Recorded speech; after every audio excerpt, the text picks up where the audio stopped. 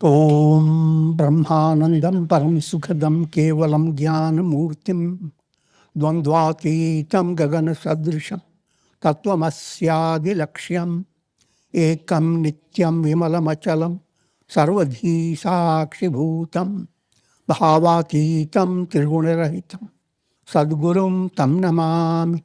Om.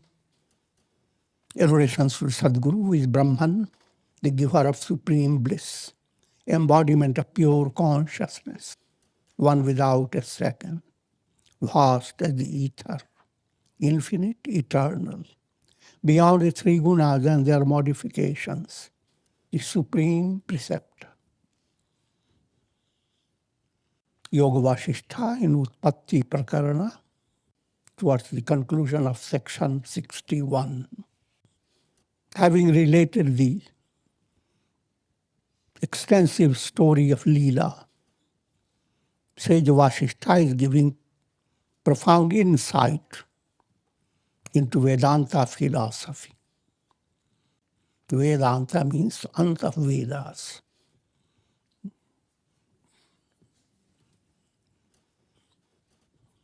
But when you tell it to the local people, villagers, Vedanta means without teeth. Joking.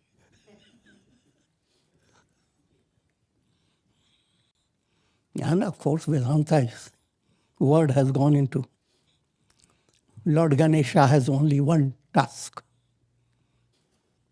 because two tusks represent a duality. The one tusk broke, there's only one tusk. Ganesha leaves you to only one tooth. Tooth, that is truth.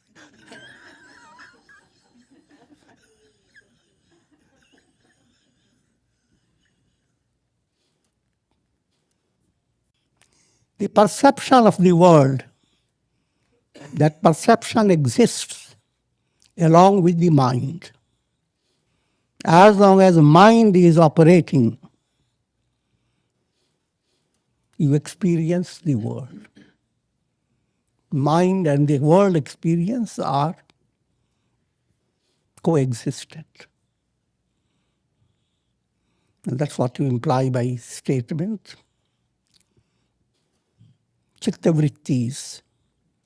As long as you are involved with chittavrittis, the functions of the mind, you are experiencing the world process. Yoga chittavritti nirodha. And if when these vrittis have moved away, then you are in yoga, united with God. And an aspirant brings about the negation of the mind. The literal term is destruction. Manonash. By persistently affirming, I am the self. The great mantra that guides your soul to your lakshya. The word lakshya must understand. L means lal. Mere pyare lal. Kshya akshi, eyes. When eyes are directed towards the pyare lal, that which is the utmost source of all love. Once your optical correction has been made, you have no problem. Live in the world, and your eyes are set where you have to go. Keeping in a broad way, so that things can be remembered. And if you are following that lakshya, Godward movement, then you go through three big chapters, three stages. First stage, manonash. Manonash must be well understood. Your mind is handling all practical realities of the world. But while handling it, it ignores that the entire world is not your performance, it's not your creation.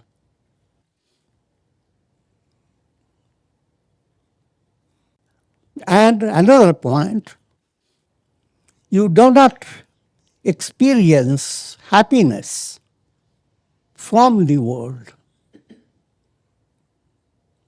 The world gives you illusion of happiness. And whenever there is that illusion, your mind develops raga. Any perception of happiness, if your mind is not in a profound movement of sadhana, perception of happiness creates raga klesha, which means your mind develops a will. May I have that object or the person who has given me so much happiness. May that object or person may never move away. You stay with it. But when the same becomes the source of slightest trouble, oh God, send them to hell.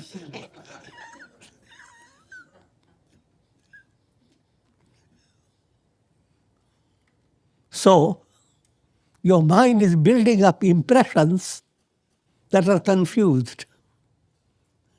There's no clarity behind them. When you are saying, I want things that give me happiness, and the things that we imagine, they are not settled within your own mind. You don't really have that experience about anything that has given you profound satisfaction.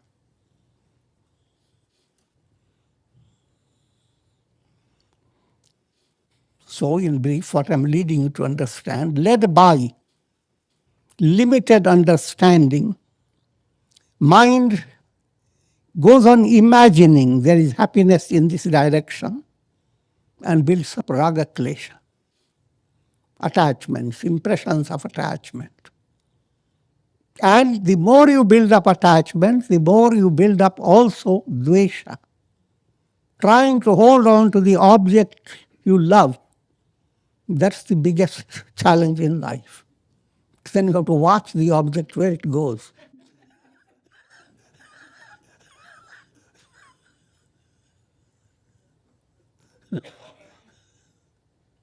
So, in one side, you go on developing how wonderful, how joyous. Another side, how tormenting, how useless. You are developing impressions of raga, impressions of dvesha. And that goes on feeding your mind. Now, with spiritual movement, with deeper insight, when you have to open your eye to your lakshya, what your goal is, you are not deluded by the idea that happiness can be secured from any object or any person, not even out of your own personality. Your body is not really a trustworthy support for you.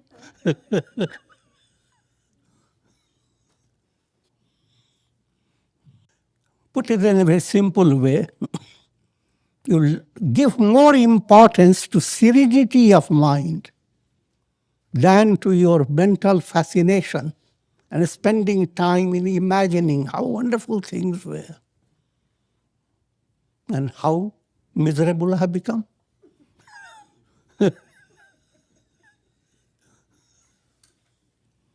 But perhaps future is bringing greater joy. That's normal, this type of thinking. When we say these high teachings, it doesn't mean that you suddenly dump all your problems, but to go on understanding it. That understanding gives you a room for your building up inner strength. Now coming back again, if mind gives more value to serenity and less towards attachment and hatred, so much so attachment and hatred situations, they simply become like a wind blowing in a forest, and you are a tree. Same wind that could have broken the tree and rooted it out, now the wind has become breeze, and the tree is swaying, but each sway is a strengthening the root. When you have a raga, you begin to envision God is giving you a taste of joy. So you let your head move in one way without twisting your skeletal system.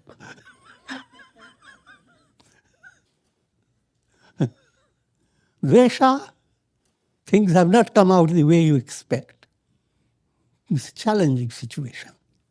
But let me bring out the inner strength.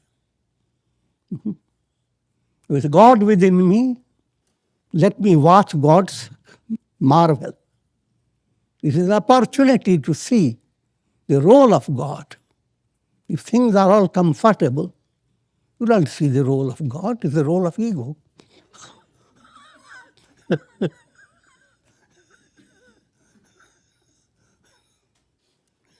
But in challenging situations, you are in a plane and plane has come into turmoil.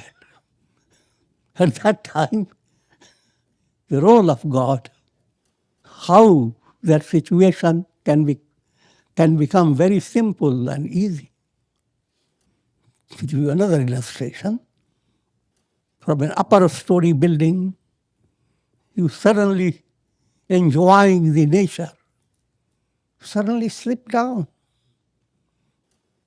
Horrible. But you fall into a big cartload of flowers.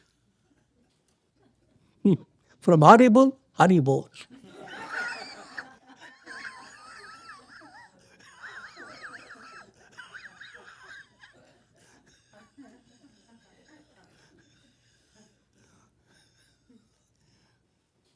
So it is that adversities and challenges, they allow you to experience that amazing work act of grace. And when you go on working in this direction, adversity and prosperity, both continue, and you are not allowing yourself to be broken up by them, but being enriched by them both. Then that becomes a big art. And when it is secure, it's called manonash. Now your mind is not going to create trouble for you. It's opening the gateway to liberation. And the very first gateway is serenity, shama. And manonash will lead you. Rather simultaneously, as manonash goes on, vasanas continue to change. The subtle desires of your subconscious that holds on to a lot of worldly impressions. It's like a cloud that obstructs the light of the sun. Now that cloud has become the moisture aspect of the cloud is diminishing. So their opacity is vanishing, waning. Now the same cloud is giving a different appearance. It begins to shine, shimmer. It is inspiring. Look at the sky and look at the beautiful cloud.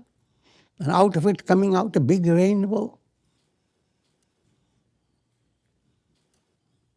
That's Vasanakshaya. Second step.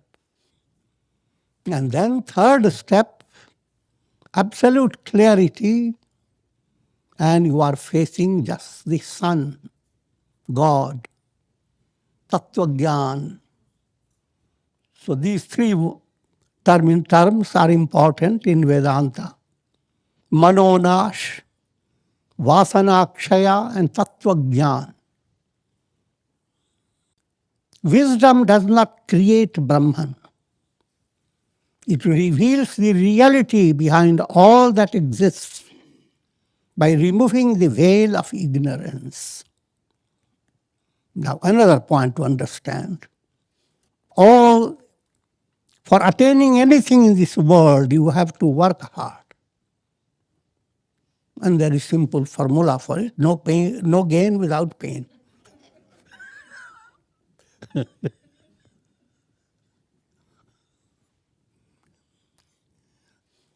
And worse it is. And worse than that, what you think gain is pain that is put on a spectacle.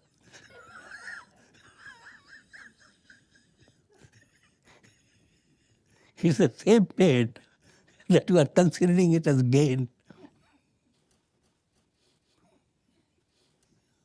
And that's the Leela of the world. So,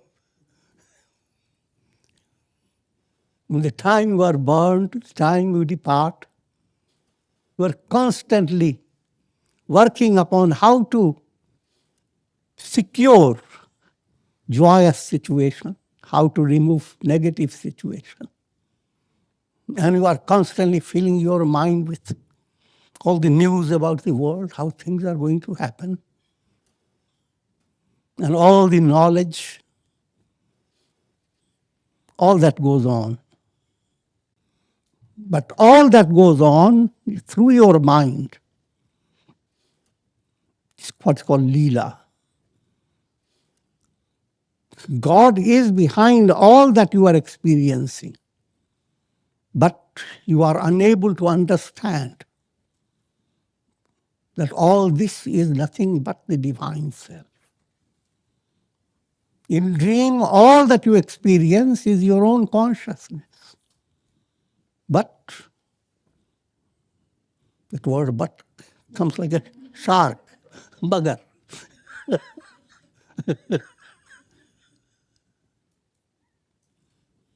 The wisdom does not create Brahman.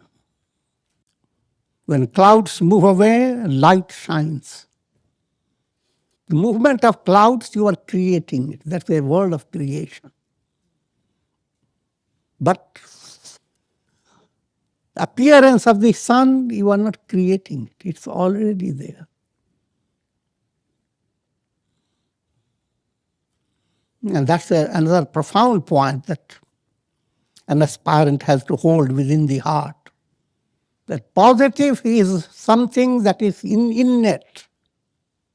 Negative is superficial, no matter how powerful it may seem to be.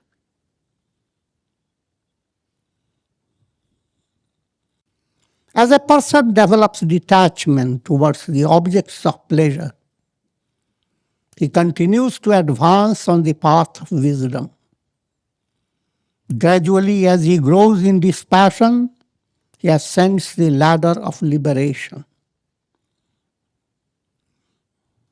This point we have discussed before also. The role of Vairagya and Viveka. Vairagya and Viveka, they are interrelated. Vairagya means dispassion. Viveka, clarity of understanding. Discriminative intellect, intellect that sees self as a reality, not self as the illusion. And therefore, if you are moving towards that process of manonash, vasanakshaya, you will experience increasing vairagya. And just to give you a simple way to understand, as Raj Yoga has presented it, Vairagya has 4 stages. Firstly, Vairagya is of two types, lower Vairagya and higher. Higher is Supreme Vairagya. Lower Vairagya, you are developing Vairagya while being involved in the world process. First stage, as you become internally mature, you move away from pleasures that degrade your mind and body. So that stage is called yatamanam. You are striving and experimenting with objects. Next stage, vyatirekam. Now you begin to develop the awareness of degrees of control. Different people have different levels. The doctor has told you not to take sugar. Now you have to find how can you really practice it. Don't go into areas where people are selling wonderful sweets.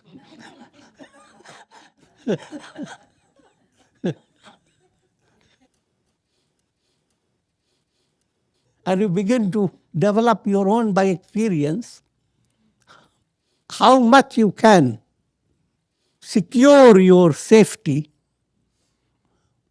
until you become so deeply mature that you develop the understanding it doesn't matter. Let them sell all types of things. They pass through a wonderful market of all laddus and pedas. I don't have to put a web on my nose. It doesn't matter. You become mature. So, that's the second level. You begin to understand the degrees of control. Third level, ekendriyam. You have controlled. Senses are not going to bother you. Your mind has been made up. You made up your mind in such a way that you are not dependent upon. You are not helplessly affected by your desire, the whims of your senses. And that ekendriyam leads you to the state where you understand the whole mental process is under your control. You are the master. Up to this movement is called upper Vairagya. Because still you're not really fully realize that the world that you are practicing, the world where you are practicing all the control, that world is Maya.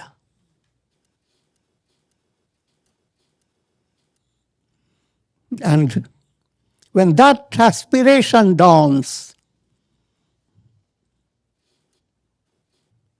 that no more of this world, attaining liberation, that's called para vairagya. So that's the whole purpose before your sadhana. But all this should not make you a mathematical person. Instead of doing sadhana, you start evaluating. Where am I? Am I in yatamanam? Jatirekam? Ekendriyam? Vashinkaram? Yes. 30 days, I have no problem.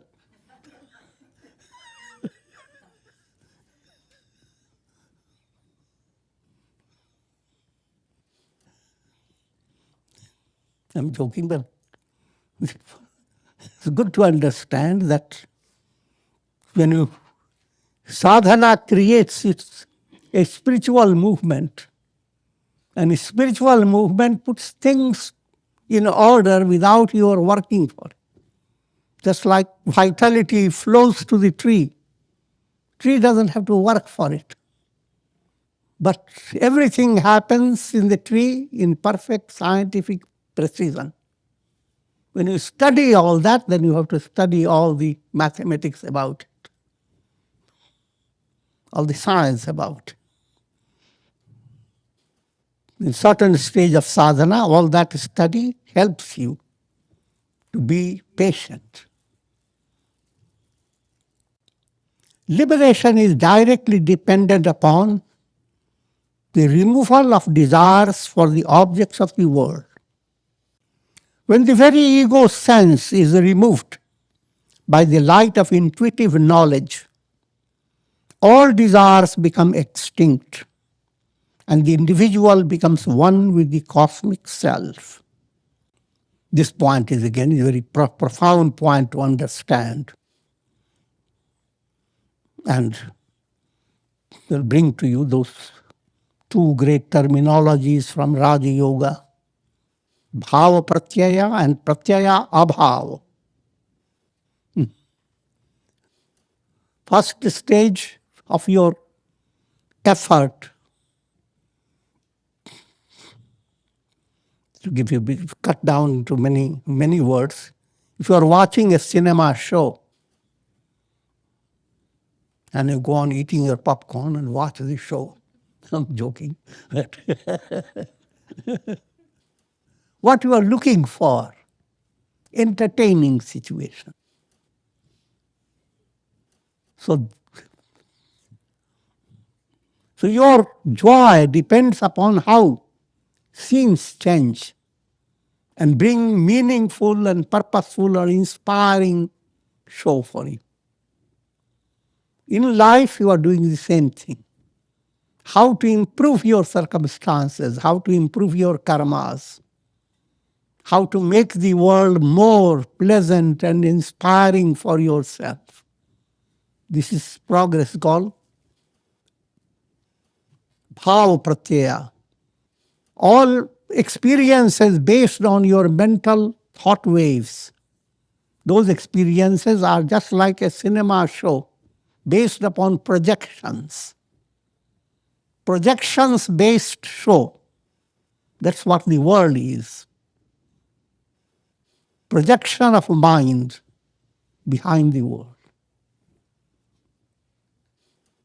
And when the cinema show is over, what happens? The entire projection show is cut down. Pratyaya, the whole pratyaya is projection show. Abhav, the projection show itself has become absent. Then what happens? The screen alone shines. Screen consciousness, Brahman is the reality all the time. It is that which supports your consciousness, awareness. Even if you are aware of minutest little thing, the sense awareness depends upon your mind. Follow the Upanishadic, what the light of the world. First stage of light, senses. What's the light for the senses? Mind. What's the light behind the mind? Intellect. What's the light behind the intellect? Awareness. That awareness is like the screen. And that screen becomes the basis that gives the reality to all your mental projections. If screen is not there, projections will have no meaning. So, when you do not have attachment to the projections of the world, this whole presence of projection, your mind, you have come to a stage of not being drawn to it. Then it's called para Vairagya.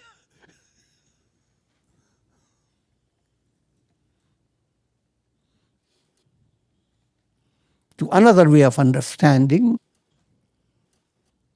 Vairagya, coming to that stage where you don't hold on even to your ego.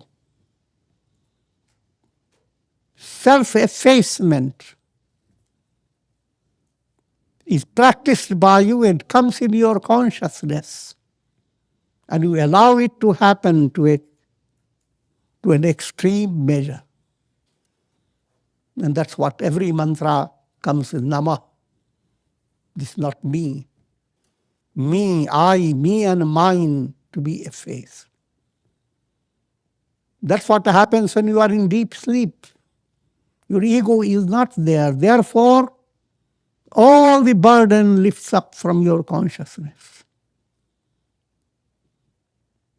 You can have the same experience and more if you allow your intellect to become intuition. All the burden of the world, all that your mind is projecting, that mind itself is a magical power emerging from Brahman. And therefore, liberation is when that is pratyaya bhav, all the mental process moves away. That's what is described as manonash, vasanakshaya, tattvagyan. This point is further extended in section 62. Sri Vasistha continued, O Rama, divide an atom into a millionth part. You must realize, even from a very ordinary point of view, how these great sages had brought into their mind all profound things that science is bringing out gradually to the masses. Ganesha is Musakvan. He's the source of all knowledge. But what does he sit on? A rat. In the modern world, all the computers, etc., what do they sit on? The mouse button.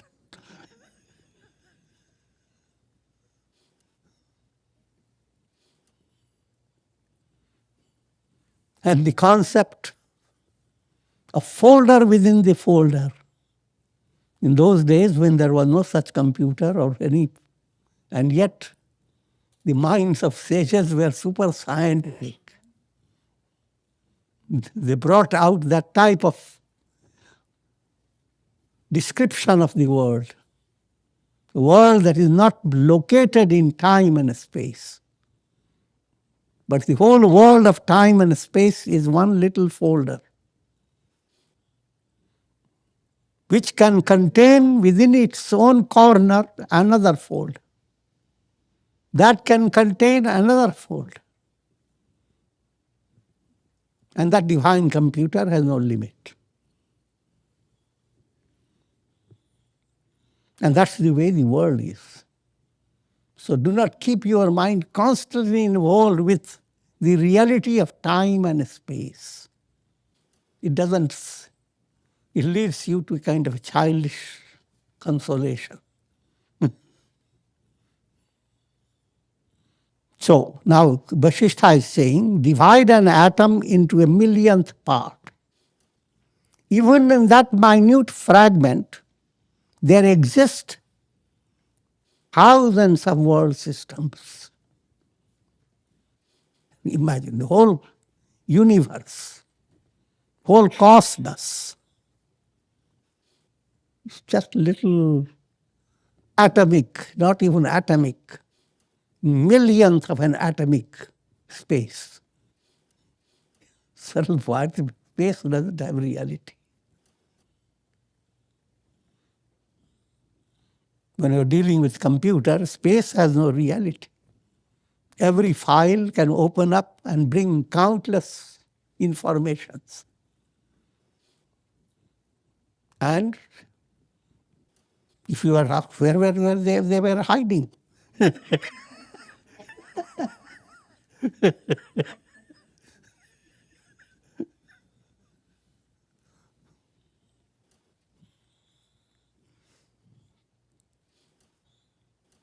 All the waves of the past, of the present, and of the future are sustained by the ocean. The simple examples are being given. In the same way, all possible creations in the past, present, and future are contained by pure consciousness. God is described always in terms of the ocean, Kripa Sagar, Ananda Sagar, ocean of pure joy. Literally, ocean is very limited, but here is allegorical term for perfection. Look at the ocean, you can look at the ocean in two ways. Go after a wave and go into its history, where it came from, how much it has traveled, where it is heading to, who are its papas and mamas and relatives. You can create all the drama. But behind all the waves, the reality is the ocean. Behind all human beings and all souls and all their stories, there is the ocean of pure awareness. So instead of going after the wave type of study, go after the ocean. If you go after the wave, you are using Vishaya vrittis, thought waves that are drawing to you perception of objects. But when you advance, your mind goes into an intuitional movement called Brahmakara vritti. In that movement, the mind diffuses itself. In Brahmakara vritti, what you are holding on, not waves, ocean. You look at the ocean, it is just the ocean. Because the one person who has created a million of data about the ocean, bringing to you, say, oh, I know, this is all ocean.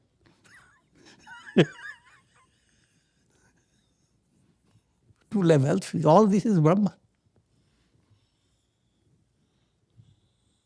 And mind has to develop that type of intuitional flow. Instead of going after too many datas of the world, go after absolute reality. And how can you go after? Follow your own experience. How do you go to sleep? Relax your ego. In Hatha Yoga, you learn the art of Shavasana. To relax your body by bringing to your mind, you are dead.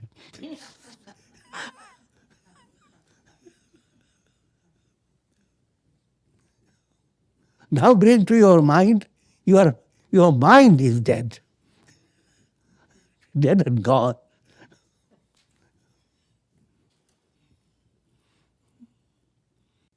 It is the divine will in the beginning of creation that continues to sustain all the laws of practical life as long as that creation lasts. This is a statement not from the highest level to match up with the human mind, because human mind always wants to understand in practical world your attitude to objects, people. That attitude must carry a touch of Godward movement. And what does that imply? If you gain insight into the law of karma, that every karma that you do, first point to understand what you are and how things you are facing is based upon your karma. Nobody has dumped this upon you. It's the good news.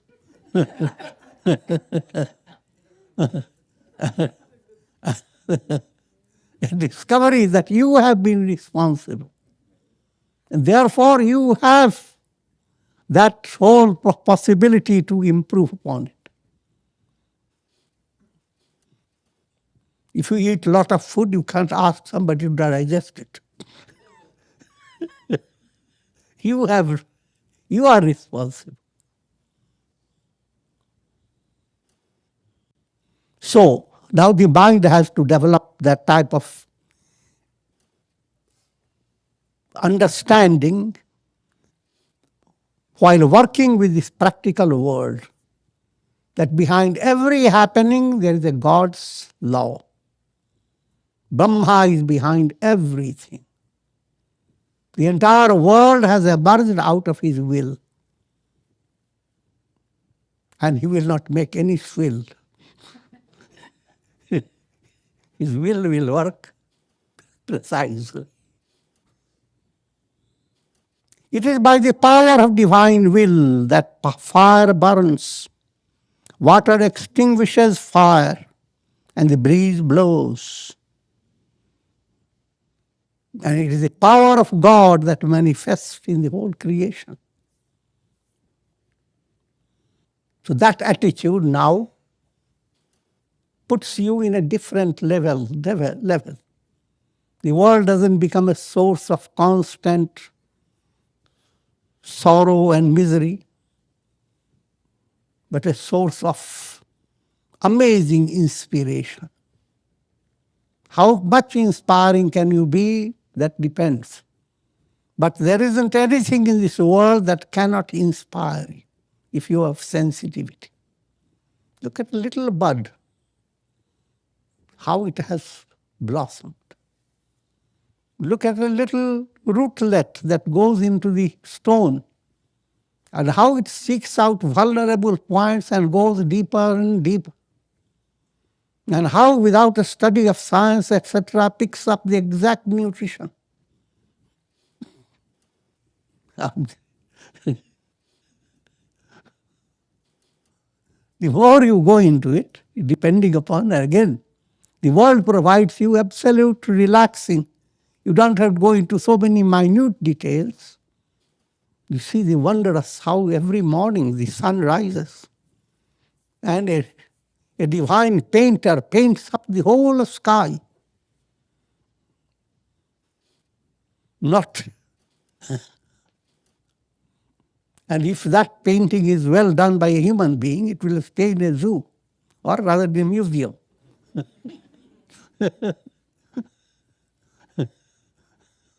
And people go into the museum, see some picture done by a person 100 years ago. I say, oh, what a wonder.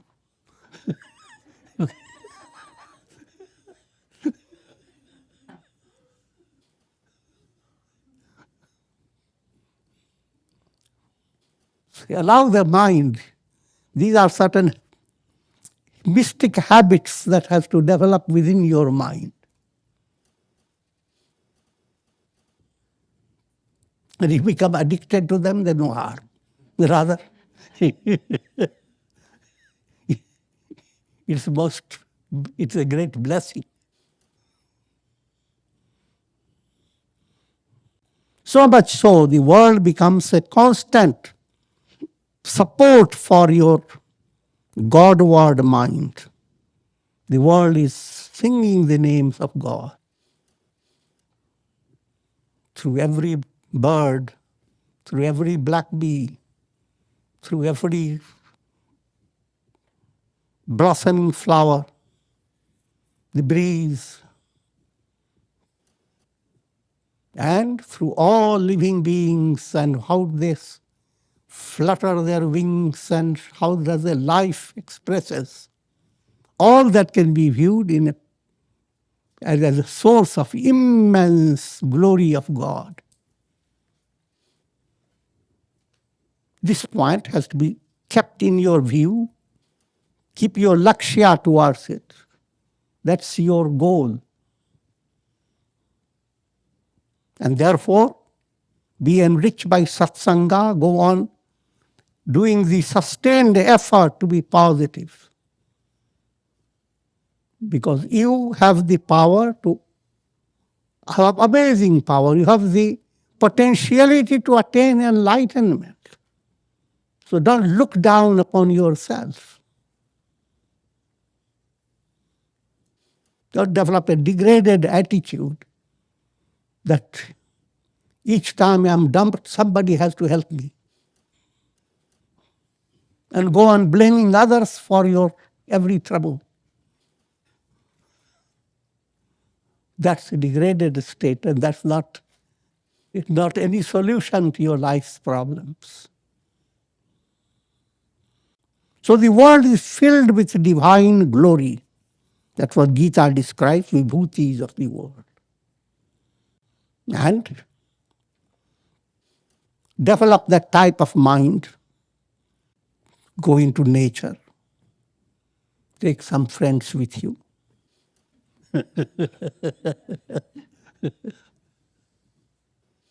And bring to your mind the joy of seeing different things. Look at a bird. Look at the ilari, the squirrel. How it's gliding. Gi is movement. Progress with lari, with waves. Anything can be inspiring.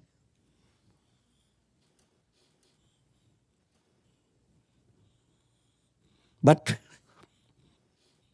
unfortunately, see people walking together, talking about all miserable things.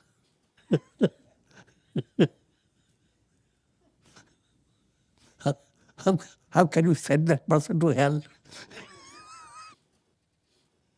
I'm joking. It's too much.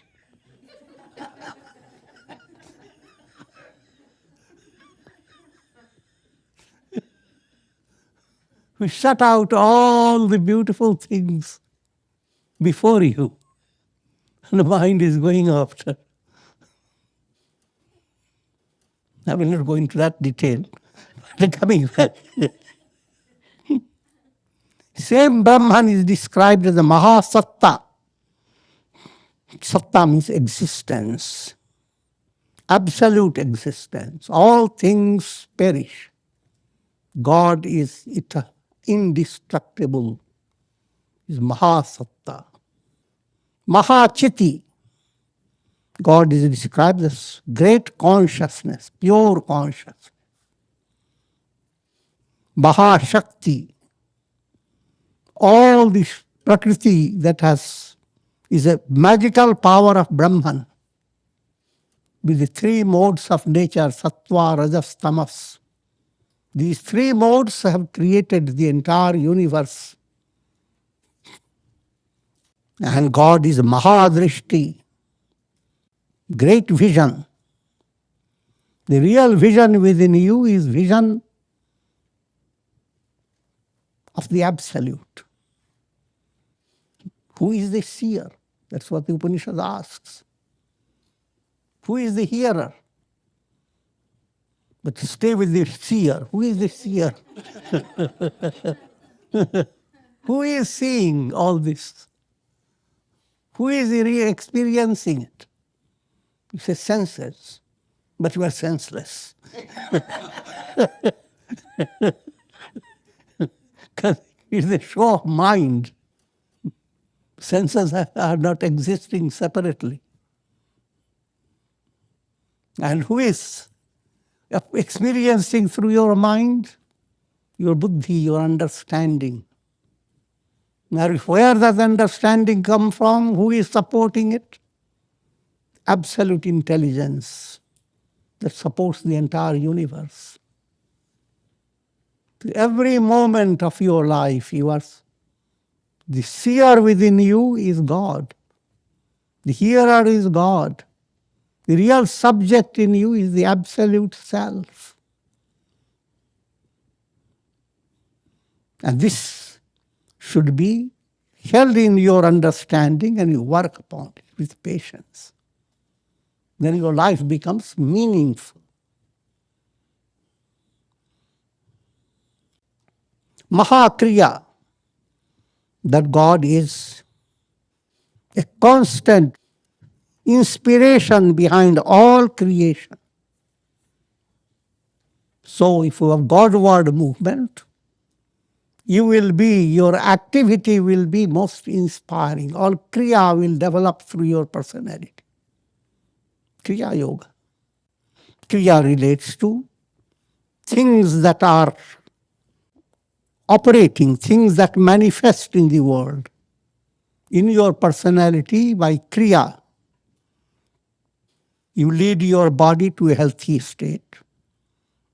Your mind and senses, you control them. That's termed as Kriya Yoga. You purify yourself and so forth.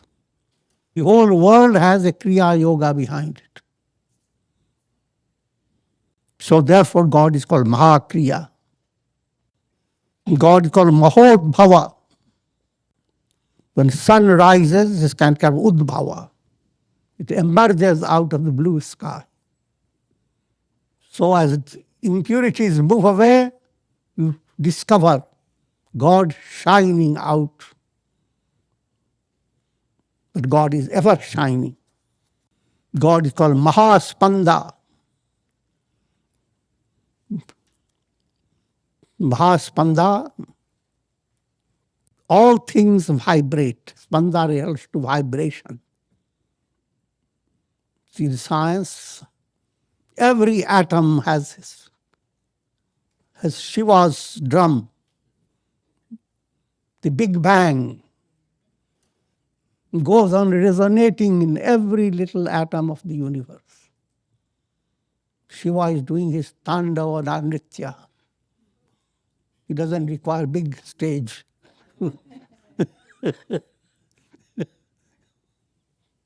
In every atom, the dance goes on. And his drum sound is resonating in everywhere. Siya Ram Mai Sab Jag Jani. The whole world is permeated by God. Listening to this type of statement, working upon it, that is the great resolution to your all problems. A wise man should not stop his efforts to attain the goal of life. Even those who adopt the attitude of a python and depend upon destiny for whatsoever may develop in their life cannot remain without effort. It's a simple point to understand. When you again and hear, the world is filled with God. All is Brahman. Now, therefore, have absolute holiday all the time.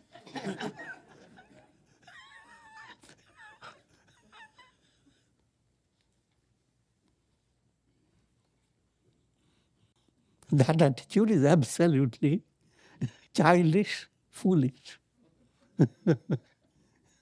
Because if you do that, you are hypocritical.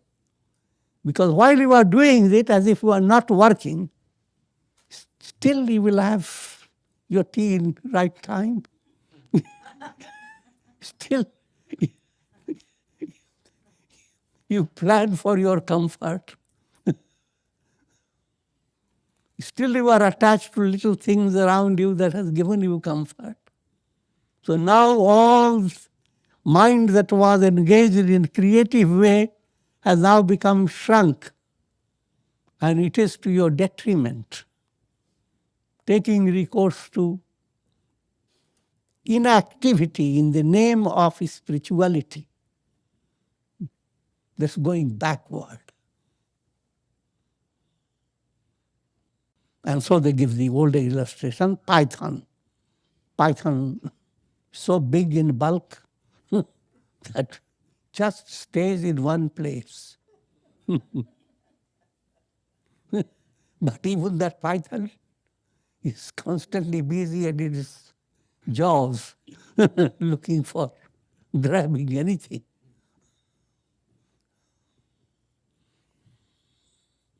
So don't be a python.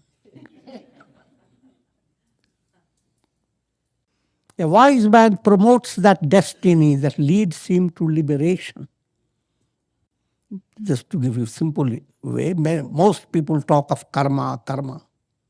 And when destiny term is used, They have a vision what type of karma should give them a special prosperity.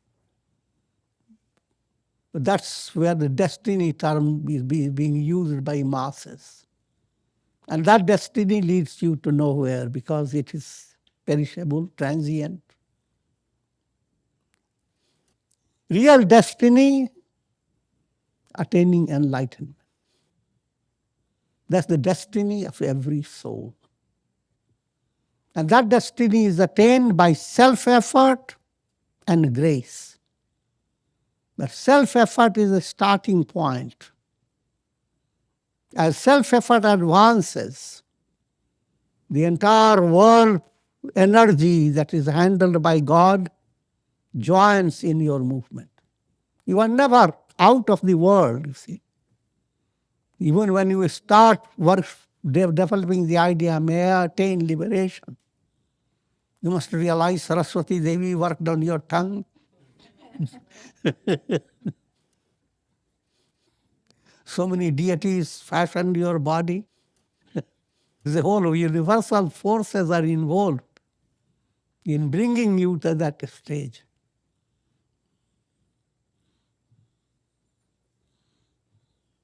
And with this, I'm going to conclude.